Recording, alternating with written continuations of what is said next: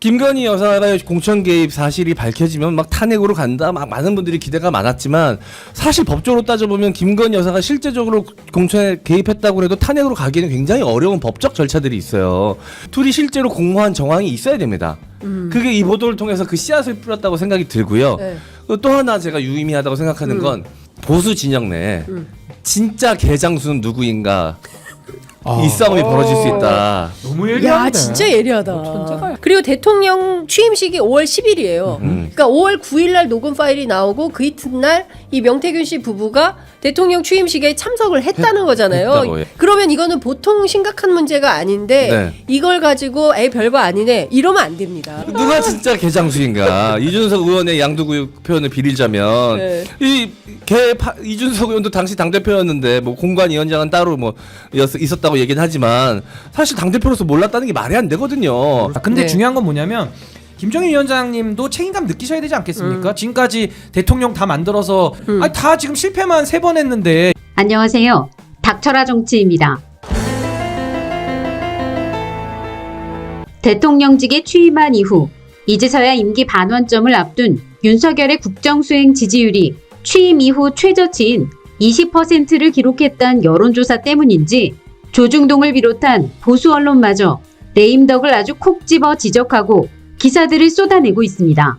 그리고 윤석열 정권이 요즘 아주 심각한 건 윤석열 정권을 탄생시킨 대구 지역마저 흔들리고 있고 또한 윤석열과 함께 20여 년 동안 같이 검사 생활을 했던 국민의힘 한동훈 대표의 지지율도 동반 하락하고 있는 상황이란 겁니다. 즉 아무 근거도 없는 의대 증원이란 문제가 결국 의료 대란이란 부메랑이 돼 돌아왔다는 분석입니다. 하지만 딴 나라에 사는 듯한 윤석열은 의료계를 향해 반개혁 카르텔이라 규정했다는 거고 그리고 한덕수 국무총리 역시 누구를 위한 건지도 모를 의료개혁을 심지 굳게 추진하겠다며 고집을 부리고 있습니다. 이에 대해 동아일보는 개혁다운 개혁도 안 하면서 반개혁 저항을 탓하나 그리고 조선일보는 사설을 통해 이대로 가면 지지율은 더 떨어질 수 있다. 만약 지지율이 10%대까지 떨어지면 국정 동력엔 급제동이 걸릴 수밖에 없다. 그렇게 되면 일선 공무원들은 움직이지 않으려 할 테고 거대 야당이 국회를 지배하는 상황에서 대통령의 운신은 더 힘들어질 것이다. 역대 대통령들은 임기 막판에 지지율이 10%에서 20%대로 떨어지는 경우가 많았지만 윤석열 대통령의 임기는 아직 반환점도 돌지 않았다. 기회만 있으면 국민은 늘 옳다. 국민 뜻을 받들겠다고 했다. 그런데 여론조사에서 나타난 민심은 대통령이 여전히 국민 뜻을 모르고 있으며 변한 게 없다고 평가한다. 왜 민심이 떠나고 있는지 통절한 자성이 없다면 위험한 상황이 올 수 있다고 아주 콕 집어 경고했습니다. 또한 조선일보는 국민의힘 한동훈 대표의 지지율과 부족한 리더십까지 후려쳤는데 한 여권 관계자의 발언을 인용하며 한동훈 대표의 원내 장악도 여의치 않은 상황이다. 한동훈 대표로선 윤석열 대통령과의 관계를 다시 설정해야 활로를 찾을 수밖에 없는 상황이다. 여권에서는 그의 리더십이 시험대에 섰다는 말도 나온다며 지적했습니다. 그리고 김건희 씨의 공개 활동에 대해서도 당연히 영부인으로서 해야 할 역할을 하는 것이라는 의견도 있지만 그냥 보는 것 자체가 싫다는 의견도 많다. 안 좋게 생각하는 사람들이 좀 많다. 지역 여론은 좀 따가웠던 것 같다며 윤석열 정권이 지금 보수 지지층 사이에서도 얼마나 심각한 상황인지 그대로 보도했습니다. 한편 뉴스토마토 보도로 김건희 씨의 22대 총선 공천 개입 의혹이 점점 제보들이 쏟아지며 아주 눈덩이처럼 불어나는 것 같습니다. 참고로 SBS는 오늘 단독이라는 타이틀을 달고 김영선 국민의힘 공관위에도 김 여사 관련 의혹 폭로하겠다라는 제목으로 당시 공관위원 A씨는 오늘 SBS에 공천심사가 한창이던 지난 2월 김영선 전 의원으로부터 여러 차례 압박성 요구를 받았다. 당무감사 결과 하위 10%에 포함되는 등 낙제점을 받은 김영선 전 의원이 자신의 지역구인 경남 창원 의창에서 김해 지역구로 옮겨갈 테니 공천을 해달라면서 요구를 들어주지 않을 경우 김건희 씨와 관련된 의혹을 폭로하겠다고 말했다며 당시 공관위원 A씨가 얘기했다는 겁니다. 그리고 A씨는 또 김영선 전 의원이 당시 거론한 게 최근 뉴스토마토 보도로 불거진 내용이다. 당시 공관위 내부적으로도 관련 내용을 인지하고 있었다. 김영선 전 의원이 김건희 여사에게 전화 한 통만 해달라. 그럼 답이 나올 것이라는 취지로 말하면서 공천을 요구했다고도 덧붙였습니다. 또한 또 다른 당시 공관위원 B씨도 김영선 전 의원이 컷오프되기 직전에 다른 사람을 국회의원으로 만들기 위해 내게 의도적으로 낮은 점수를 줬다. 김건희 여사에게 들은 것이 없느냐고 말했다고 보도했습니다. 이에 따라 저쪽 지지층들 사이에선 한동훈 대표가 국민의힘을 살렸다며 자뻑하는 댓글들을 써갈기고 있습니다. 어쨌든 이렇게 국민의힘 내부가 김건희 공천 개입 논란으로 아주 난리가 났다는 거 아닙니까? 특히 국민의힘 게시판엔 윤석열을 향한 아주 험악한 댓글까지 이어지고 있는 상황이라는 거죠. 그거 보셨죠? 국힘 게시판도 윤석열 욕하는 걸로 도배가 돼가지고. 참고로 몇 가지 댓글 소개해드리자면 윤석열 오늘 XX 안 했냐? 추경호를 비롯한 친윤 국회의원들 배지 내려놓고 XX 해라. 이젠 공천 개입설까지. 이젠 지긋지긋하다. 탄핵하자. 이렇게 국민의힘 게시판까지 아주 난리가 났습니다. 난리. 제가 조금 보태자면 네. 사실 이거는 그 김건희 여사의 육성이 필요 없는 보도예요. 네. 필요 없어요. 그죠. 필요 없는 보도고 이후에 나오겠죠. 이후에 네. 차차 나올 텐데 제가 보기에는 그것 이상을 넘는 보도다. 네. 예, 왜냐하면 우리는 2024년 올해 4월 총선에서 뭔가 김건희 여사가 공천 개입을 했을 것이다라는 의혹을 보도하고 있었는데 앞선 2022년 그러니까 대통령에 당선되기 전날부터 네. 이 명태균이라는 사람을 통해서 김건희 여사 또는 대통령과의 관계 속에서 김영선 전 의원이 2012년 이후에 정치 이력이 없었는데 이분이 느닷없이 경남 창원 의창에 공천이 되었다. 네. 알고 보니까 이런 사정이 있었다더라라는 게 확인이 된 겁니다. 녹음 네. 파일. 이거 매우 굉장히 큰 중요해요. 거죠. 그리고 대통령 취임식이 5월 10일이에요. 그러니까 5월 9일 날 녹음 파일이 나오고 그 이튿날 이 명태균 씨 부부가 대통령 취임식에 참석을 했다는 거잖아요. 했다고, 예. 윤석열 대통령 아버지하고 뒷리얼에 있어요. 바로 뒤에 있어요. 그 VIP들이 앉는 자리에. 바로 뒤에. 아버지급으로 앉아 있었다. 그러니까 아버지급이야. 그러면 이거는 보통 심각한 문제가 아닌데 네. 이걸 가지고 에이 별거 아니네 이러면 안 됩니다. 네. 만약에 명태균 씨가 본인이 이제 민영사상 조치를 취하시겠다고 하니까 네. 뭐 하셔도 될 것 같긴 한데 사실 문제는 그 사람의 목소리를 변조하거나 아니면 편집을 하거나 그게 아니라면 이건 뭐 고소할 거리가 사실 안 되는 거예요.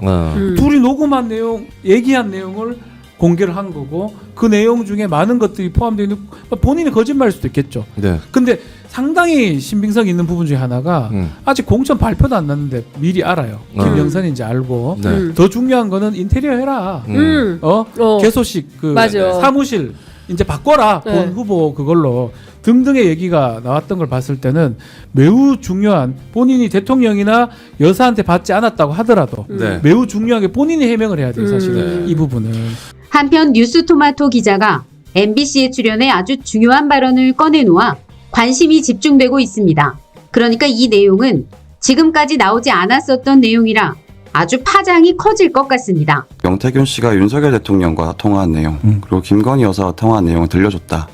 라는 거를 그걸 들은 사람이 DC뿐만 아니라 굉장히 많습니다. 더 있습니까? 네, 다수고 복수고 있다. 복수고 그리고 그 들려준 게 뭐 1대1로 이렇게 있을 때 들려준 게 아니라 그 굉장히 공식적인 회의 자리 이럴 때도 들려줬다. 그렇기 때문에 상당히 많은 사람이 그걸 들었다 정도만 제가 얘기를 하겠습니다. 그러면 3차 보도는 언제 나옵니까? 또 다른 게 나갈 수도 있습니다. 왜냐하면은 저희가 정말 취재하고 있는 게 여러 가지이기 때문에 네. 어떻게 뭘 내보낼지는 그때가 예. 정할 거고 뭐 하나 아까 뭐 작가님이 부탁을 하셔서 어떤 취재를 하고 있느냐 힌트 어떤 조금 맛보기를 말씀드리면 아까 말씀드렸던 정윤의 문건과 비슷한 내용도 확보를 했다. 그래서 그건 아직까지 정황일 뿐이니까 검증이 안 됐기 때문에 검증을 하는 중이다. 이렇게까지 그 말씀은 이른바 문고리 관련된 그 내용도 확보한 게 있다 이 말씀이신 거예요? 저희도 아직 검증을 하고 있는 단계라 확답을 드리긴 좀 힘들고 맛보기로 말씀드린 거.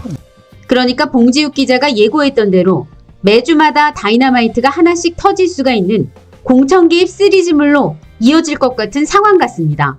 그런데 이준석이 며칠 조용했었다가 돌아가는 상황이 아주 심각해 보였는지 또다시 자신의 SNS를 통해 김건희 공천 개입 논란을 쉴드 치는 글을 올리고 있습니다. 그런데 이준석은 또 이재명 대표를 끌어들여 뭐라고 써갈겼냐면 명태균 사장의 전화통화 녹취에 나온 내용의 진위를 저한테 물어보는 것은 무의미하다. 예를 들어 누군가가 지인에게 전화를 걸어서 내가 사실은 프리메이슨한테 이야기해서 민주당 이재명 대표를 대통령 후보로 만들어 라고 했는데 그 녹취가 어디로 유출되었다고 해서 이재명 대표가 프리메이슨과의 관계를 해명해야 되는 건 아닙니다.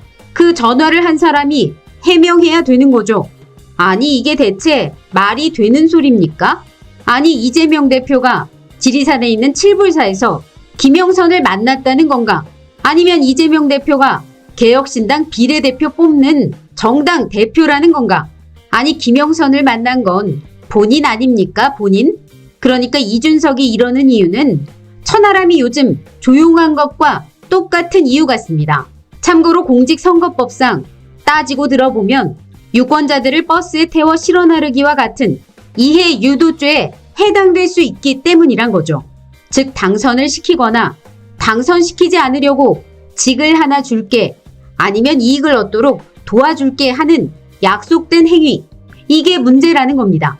물론 비례 순번을 준다는 게 공사의 직을 약속한 것으로 볼 수가 있느냐 없느냐에 따라 달라질 수 있는 부분이기는 해도 만약에 이게 공사의 직에 준하는 것이라면 공직선거법 230조 위반이 될 수가 있는 상황이란 거죠. 그래서 지금 이준석이 이 문제를 빨리 덮어보려는 게 아닌가 하는 합리적 의심들이 제기되고 있습니다. 그리고 실제 천하람은 이제 완전히 입을 다물어 버렸다는 거죠. 보통 일반인들도 아는 이런 문제를 법률가가 모른다면 말도 안 되기 때문이란 겁니다. 그리고 하나 더 문제인 것이 뉴스토마토의 보도 그대로 실제 개혁신당이 공천과 관련 거래가 있었다는 게 드러나게 되면 이준석은 정치적으로 큰 타격을 받을 수가 있는 문제라는 거죠. 그런데 전날 뉴스토마토의 박형광 기자는 어제 내놓은 보도를 통해 결국 김영선 전 의원에게 개혁신당 비례대표 3번 자리를 내어주고 폭로 기자회견을 진행하는 선에서 의견이 모아졌던 걸로 전해진다. 하지만 당시 김종인 개혁신당 공관위 위원장이 김영선 전 의원의 합류에 거부 의사를 명확히 밝히면서 최종 합의에는 이르지 못했다고 보도했다는 겁니다. 그러니까 김종인 전 위원장이 해명했던 발언들과 비슷하다는 거죠. 하지만 비례대표 3번을 내어주고 폭로 기자회견을 진행하기로 했던 이 부분에 대해 이준석 의원은 아직까지 답변을 일체 안 하고 있는 상황이란 겁니다. 그리고 궁금한 건 이 비례대표 3번 과연 누가 흘렸을까? 김건희 여사가 공천 개입 사실이 밝혀지면 막 탄핵으로 간다, 막 많은 분들이 기대가 많았지만 사실 법적으로 따져보면 김건희 여사가 실제적으로 공천에 개입했다고 해도 탄핵으로 가기에는 굉장히 어려운 법적 절차들이 있어요. 대통령실에서는 계속 아니라고 우기다가 나중에 뭔가 구체적 정황이 나오면 그냥 여사의 개인 일탈로 치부하면서 거기 손절하면 오히려 더 대통령이 응단했구나라고 하면서 또 긍정적 요소로 가져갈 수도 있습니다. 근데 이번 보도에서는 이게 여사만의 문제가 아니야. 대통령도 분명 알고 있었고 거기에 대해서 모른 척했던 아니면 같이 개입을 했던 간에 대통령도 이 사안에는 같이 얽혀 있어라는 거를 알려주는 내용이 들어가 있는 보도거든요. 그렇죠. 예. 그러니까 나중에 혹시라도 탄핵까지 생각하시는 분들이 계신다면 사실 법적으로 그 과정은 굉장히 중요합니다. 부부라고 해서 둘이 공동체일 거라는 거는 그냥 심정적인 문제고 네. 법적인 문제는 다르거든요. 둘이 실제로 공모한 정황이 있어야 됩니다. 그게 이 보도를 통해서 그 씨앗을 뿌렸다고 생각이 들고요. 네. 또 하나 제가 유의미하다고 생각하는 건 보수 진영 내에 진짜 개장수는 누구인가 이 싸움이 벌어질 수 있다. 너무 야 예리한데. 진짜 예리하다. 누가 진짜 개장수인가? 이준석 의원의 양두구육 표현을 빌리자면 네. 이준석 의원도 당시 당 대표였는데 뭐 공관위원장은 따로 뭐 있었다고 얘기는 하지만 사실 당 대표로서 몰랐다는 게 말이 안 되거든요. 그럴 수가 없죠. 네. 그리고 그런 심각한 문제가 공천에서 발생되고 있으면 당 대표로서 막았어야 되는 거죠. 자기는 몰랐다. 나는 공천관리위원장은 따로 있었다라고 얘기하는 걸로 이건 면피가 안 돼요. 이준석 근데 지금 보수 헤게모니가 지지율 20%가 깨질 위기에 있을 때 앞으로는 내가 봤을 때 누가 반윤의 선봉에 서느냐가 헤게모니의 중심이 될 것 같거든요. 진짜 어마어마하다. 그러니까 이런 부분들을 보면 뉴스토마토가 인터뷰한 D씨의 인터뷰 내용들이 상당히 중요한 부분 같다는 겁니다. 참고로 D씨는 이 의원은 김 전 의원과 담판을 마친 뒤 서울로 올라갔고 A 의원이 2, 3일 더 머물면서 기자회견문 초안을 작성했다. 이 의원은 하룻밤 주무시고 가고 A 의원은 이틀인가 사흘밤을 주무시고 갔다. 그러니까 A 의원이 7불사에 2, 3일 더 머물면서 기자회견문 초안을 작성했다는 것이 과연 뭘 의미하는 걸까? 그래서 이런 인간들은 2년 동안 김밥 천국을 운영해봐야 돼. 자영업을 한번 해보란 말이에요. 자영업. 소상공인 자영업자 대출 연체율이 최고 수준으로 증가했다고 아까 얘기했죠. 근데 자영업자의 자영업 폐업자 수가 작년 대비 벌써 11만 명이 늘어나서 곧 100만 명이 된다고 합니다. 이거 어떻게 할 겁니까? 이 자영업자 100만 명이 폐업을 하면 거기에 딸린 종업원들 그리고 가족들 어떻게 삽니까? 이 외식업 폐업률이 22%라는데 코로나 때보다도 6%포인트가 높다고 합니다. 이제 정말 죽을 지경이죠. 그러니까 공감하기 어려웠는데 기득권 정치 타파가 핵심적 숙제이다. 네. 이준석 전 대표 본인들이 기득권의 최대 수혜자이면서 뭘 기득권 양당 정치를 깬다 그랬는지 화가 나고요. 국민들한테 안 와닿는 겁니다. 근데 네. 중요한 건 뭐냐면 김정인 위원장님도 책임감 느끼셔야 되지 않겠습니까? 지금까지 대통령 다 만들어서 박근혜, 문재인, 그다음에 이번에 윤석열, 다 지금 실패만 3번 했는데 네. 이번에 또 한 번 할 때 제대로 하고 싶지 않겠어요? 그러니까 거기에 대해서 저는 이재명, 김종인 둘의 회동도 전 좀 유심히 봐야 되지 않겠는가라는 생각이 듭니다. 결국은 김종인 전 비대위원장 입장에서는 이제 정권 교체, 민주당을 통한 정권 교체가 가장 가능성이 높다고 보는 거예요. 그러니까요. 이분이 촉이 좋으신 촉이 분이에요. 좋죠. 아, 촉이 노인이시죠. 좋고 근데 너무 여론이라든지 왔다 갔다 많이 해. 그건 100% 너무. 맞아요. 네. 비례를 5번 하는 사람 민주당 없어요. 비대위원장도 하셨어요. 그러니까. 비례를 5번 하는 사람 없어요. 비례를. 근데 그만큼 어찌 보면 정치적인 촉과 감과 여론의 동향을 잘 읽는 분이거든요. 그렇죠. 근데 이번에 어쨌든 이것도 공개적으로 한 거잖아요. 공개적으로 뭐 지지 선언은 아닐지라도